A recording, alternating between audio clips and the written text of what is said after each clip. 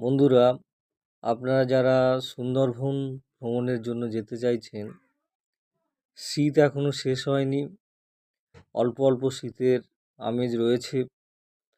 আপনারা এই শীতের আমেজের মধ্যেই সুন্দরবন বেরিয়ে আসতে পারেন। প্রত্যন্ত সুন্দরবন এলাকার প্রাকৃতিক দৃশ্য নিজের চোখে দেখে আসতে পারেন।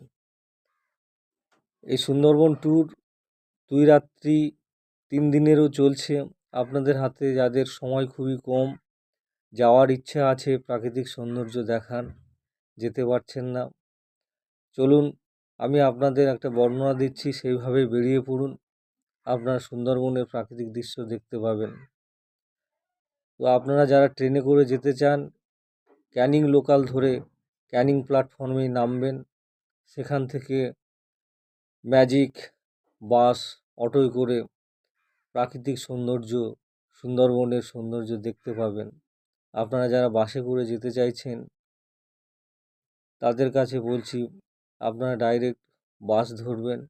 বাস ধরে ঝড়খালিতে গিয়ে নামবেন। সেখান থেকে সমবায়ের অটো ধরে চলে যাবেন একদম সুন্দরবনের প্রাকৃতিক স্পট।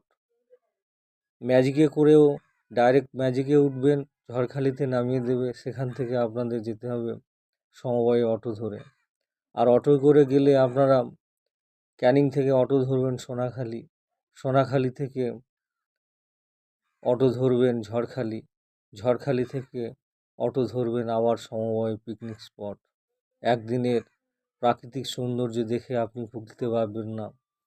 যেটা আপনি সেখানে দেখতে পাবেন কুমির, বাঘ, হরিণ এবং ওয়াচ টাওয়ারে উঠে প্রাকৃতিক সৌন্দর্য দেখতে পাবেন।